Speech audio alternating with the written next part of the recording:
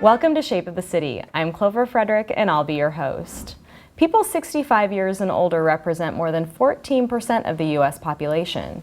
By 2030, that number is expected to grow to roughly 20%. With the number of older adults growing, understanding how to stay active and healthy at any age becomes even more important.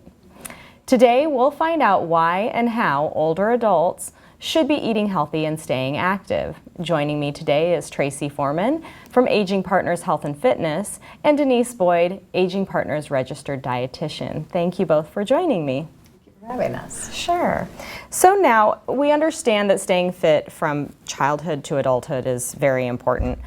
Can you tell me what are some of the biggest physical changes and challenges that happen as you get older? Well, ideally, if everyone could start when they're a child, that would be great. But as we get older, we begin to lose lean muscle mass. And so it's very important to keep strength training and moving in a cardiovascular mode, if you can, on a daily basis, strength training 3 times a week. But other things that occur as we get older are certain losses and life changes that can affect our mood, and oftentimes mood is directly related to physical activity. So we know that not only the loss of lean muscle mass, but also more medications can occur. So staying active throughout your life can alleviate some of those health problems and possibly keep us off some of those meds and help us to live longer. Great. Now, what should somebody consider before deciding to become more active?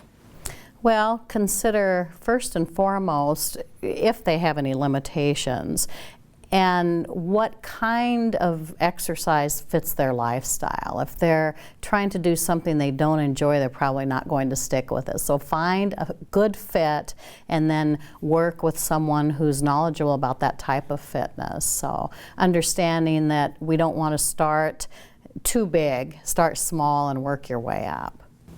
Now you mentioned strength training. Tell me more about how strength training can fit into a fitness routine. Well, we lose lean muscle mass a little bit every year, and they say about every 5 years we can lose 3 to 4% of our lean muscle mass. So strength training is important to keep us strong, to keep us getting up and down out of those chairs and out of cars and reaching for things in the cabinets and carrying our groceries. So strength training includes the use of either free weights or resistance type exercises using our body as our resistance. Also equipment used at gyms or anything you can do to challenge your body to work harder. Okay, well what are some of those simple exercises we could do at home? Well, simple things you can do at home are wall push-ups and chair stands. Crossing your arms over your chest and standing helps to build the lean muscle mass in your legs, your quad, and your hamstring strength. And wall push-ups really help to increase your upper body strength. All important. Plus they work on those core muscles that help to keep us upright also. You can use your soup cans in your grocery bags, and most of us have thousands of those. So. What about somebody who has some mobility challenges? What do you recommend? We have programs on 5 City TV and 10 Health that people can watch on a daily basis from early in the morning until around noon. So if you have limited mobility, you can do exercises from home using the soup cans in the bags or just pushing yourself up, anything you can do to strengthen your upper body, asking for an exercise partner to come in and exercise in the home with you, or if you can ask for assistance to and from a location. Now tell me about Stepping On. Stepping On is a program that has been so popular in our community. It's a 7-week program that participants call ahead and sign up for, and we usually have long waiting lists of people who want to get into this program. For 7 weeks, people come and get to listen to guest experts talk about the things that can affect our balance, and of course that encompasses a wide array of situations, but a lot of times it has to do with health and medications and vision and balance, of course, which is inner ear, feet, and vision. So we have experts come in throughout the 7 weeks, and it's 2 hours a week. And they talk to the people about what they can do to improve their balance. But probably one of the most important and consistent things we do throughout the 7 weeks is to have them do a set of 8 exercises. There are 4 strength and 4 balance exercises. And then that's their homework every week. They go home and do those exercises. So it's an excellent program, and everyone who attends says it goes very quickly and they really learned a lot. So, okay, well, tell us about some of the fitness programming available with Aging Partners. Aging Partners has really a wide variety of programs available. If you like to do cardiovascular exercise, we have line dancing classes available. And as I said before, 5 City TV and 10 Health has all kinds of programs on their station daily. We also have exercise classes in the community for people who like to stretch and tone their muscles, and yoga would be included in that. We also have Tai Chi, different levels of Tai Chi. For those people who are less able to move, the seated Tai Chi is an excellent option for them. We have modified Tai Chi 8 form, and we have advanced Tai Chi 24 form, or it's actually called regular Tai Chi, I guess. It's the 24 form that's done in other countries and that you would see in the parks. Sure. Okay. Now, what can family and friends do to encourage their loved ones who are older to participate in some of these activities? Well, the first thing would be to set an example and encourage their parent or their loved one to continue to move. If that parent is no longer able to drive, help them to get to a location or come in and work out with them. I think encouragement is the big thing, and giving them information about what's available in the community. Okay, well, thank you, Tracie. Let's chat with Denise a little bit. Now, we understand that nutrition is important in our whole lives. So what are some of the challenges that somebody faces nutritionally as they get older? Well, as Tracie talked about, some of the changes would be the loss of lean muscle mass, because once you lose that muscle, then your metabolic rate goes down, which means your need for calories goes down. So you need to be very sure that the food you consume isn't an empty calorie. It needs to have all those nutrient bonuses that you get from real food of good quality. Other things that I find people would lose some sensory changes. Perhaps they can't see as well, their tastes change.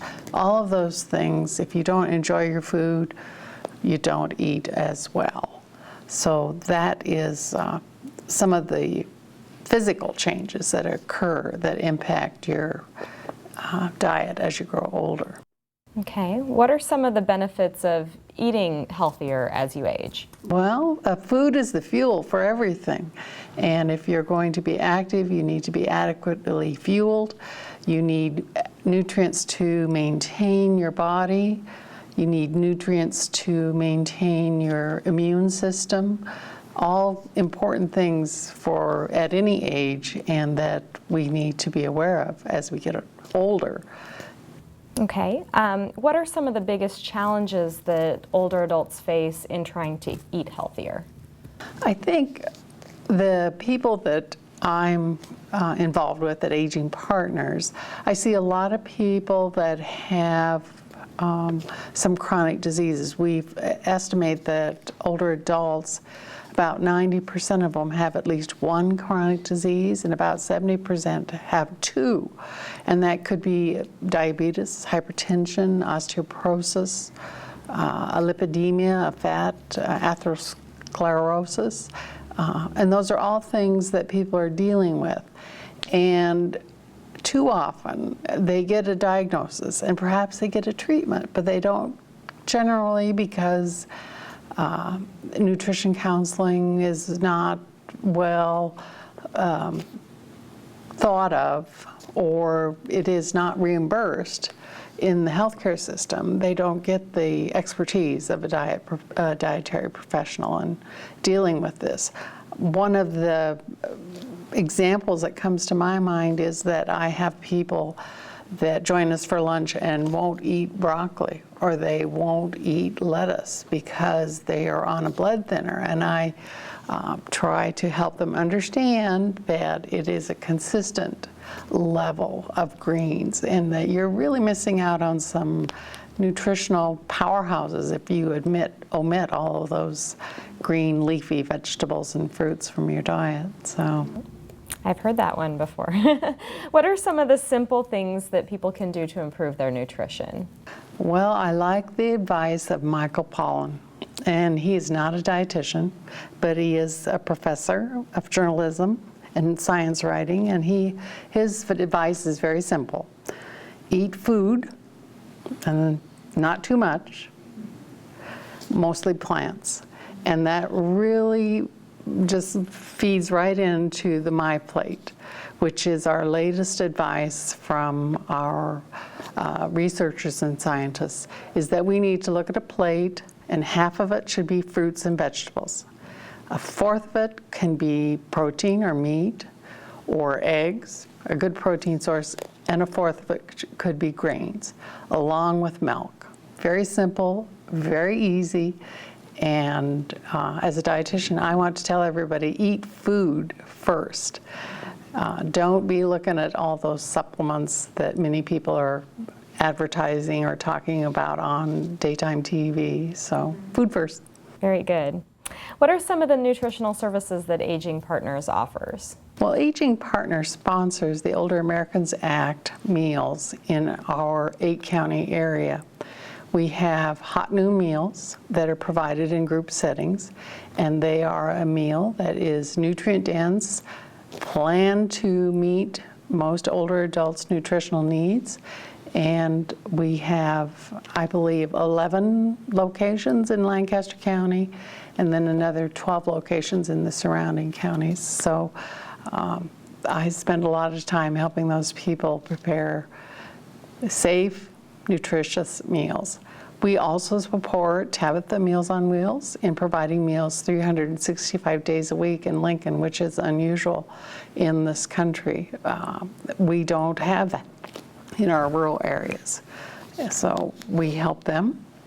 The other thing that I'm involved in is nutrition counseling. Every person that eats with us is screened, and we follow up with people that perhaps are struggling with some nutritional issues.